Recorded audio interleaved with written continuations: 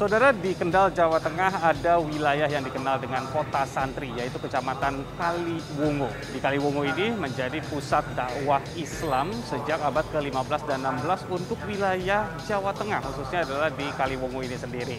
Nah, salah satu bukti sejarahnya adalah masjid tempat saya berada ini, yaitu adalah Masjid Al-Mutakin, yang sampai saat ini masih memiliki tradisi yang terus dijaga. Seperti lihat di sini bahwa dimasuki bulan suci Ramadan, bapak-bapak di sini berkumpul menanti berbuka puasa sambil membaca ayat suci Al-Quran. Tapi sebenarnya bukan hanya bapak-bapak saja yang mengisi bulan Ramadan ini dengan mengaji. Ada juga para pemuda yang mengaji tapi tidak berbarengan dengan bapak-bapak. Ada di sana. Kita lihat ke sana.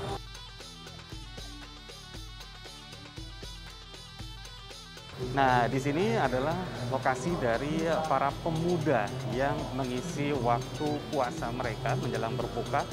Tapi mereka tidak membaca ayat suci Al-Quran, tapi mereka sedang ngaji pasaran atau membaca kitab kuning. Nah, di kitab kuning ini tidak hanya membahas soal agama, tetapi juga membahas berbagai macam persoalan. Nah, mereka dulu dibaca, baru separuh ya.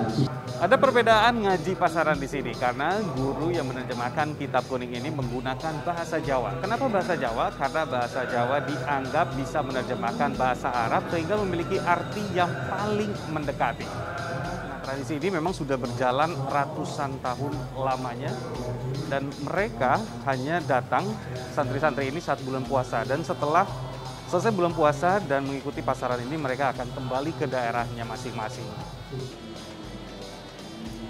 Kiai, yang jadi pertanyaan saya adalah mengenai ngaji pasaran. Sebenarnya tradisi ini itu sudah berjalan berapa lama, Kiai? Terima kasih. Tradisi ngaji pasaran itu di Jawa khususnya, juga di Kaliwungu, itu sudah berjalan ratusan tahun. Ratusan tahun itu biasanya kalau santri itu ngaji pasaran, kitab-kitab tertentu, kitab yang di luar pasaran dihatamkan 1-2 tahun. Tapi kalau ngaji pasaran itu cukup dihatamkan 20 hari bahkan sampai 30 hari. Ada yang seminggu dihatamkan. Ini menambah pemasukan hasanah keilmuan kepada santri. Dan lagi biasanya santri itu kalau ngaji pasaran itu niatnya tabarruk, mencari keberkahan. Di samping ilmu yang dicari juga berharap keberkahan dari Allah, dan lebih-lebih di bulan Ramadan. Biasanya itu di bulan Ramadan. Jadi ada santri, bahasanya santri pasaran. Dan di pondok pesantren Apik atau di Kaliwungu pada umumnya, juga di pondok-pondok lain, itu santri banyak yang ikut ngaji pasaran. Tahunannya di Kaliwungu, nanti tidak sedikit ikut pasaran di Lirboyo. Tahunannya itu di Sarang, nanti ikut pasaran di Tegalrejo, dan seterusnya bergantian. Itu menambah sanad, menambah guru. Itu merupakan kebiasaan santri dari dulu. Jadi memperbanyak guru sehingga pertanggungjawabannya lebih ringan, karena menambah guru, mencari guru yang semuanya sanadnya, transformasi keilmuannya sampai kepada pengarang kitab, sampai kepada Nabi Muhammad SAW. Kalau santrinya berasal dari mana aja?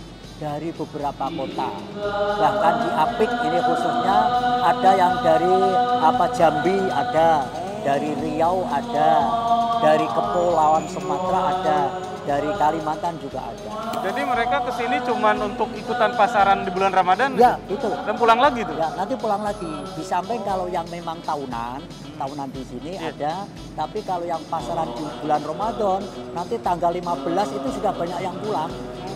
Nunggu kalau sudah hatam pulang, kecuali yang belum hatam bisa nunggu sampai tanggal 20. Tadi saya mendengar pakai bahasa Jawa. Nah, itu gimana dengan yang tidak bisa bahasa Jawa?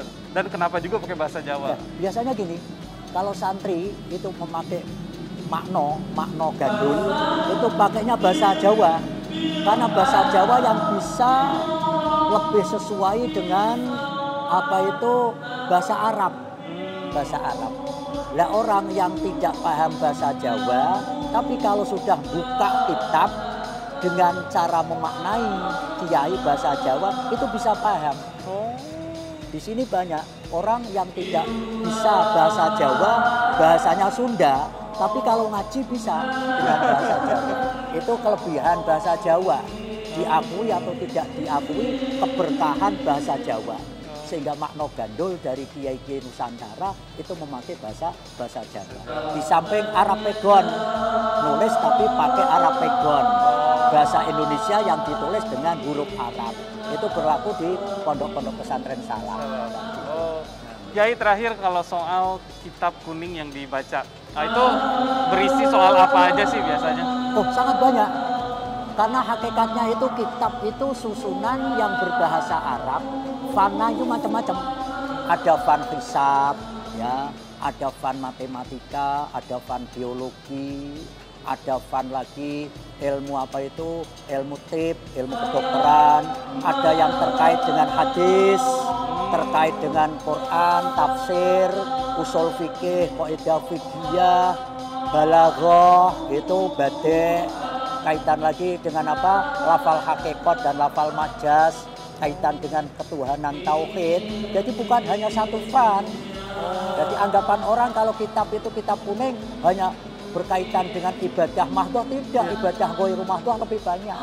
Itu dikaji lewat kitab-kitab kuning yang diajarkan oleh ulama-ulama Nusantara atau kiai-kiai besar. Berarti keseluruhan ya sebenarnya, ya, ilmunya keseluruhan. Jadi tatanan hidup, jadi multi kompleks. Cuman kalau di kitab-kitab itu menjelaskannya secara general. Secara general, secara umum, nanti rinciannya pakai disiplin ilmu macam-macam. Ya, pakai ilmu macam-macam. Semuanya itu dari Allah. Jadi ilmu-ilmu semuanya itu dari Allah. Ada yang langsung dari Allah, ada yang lewat perantara penelitian manusia. Lah seperti itu. Makasih. Ya, sama-sama. Ya, mudah-mudahan berkah. Lagi-lagi saya mendapat pengalaman baru dari jalan-jalan kali ini. Tetap ikuti jalan-jalan mencari berkah di Safari Ramadan.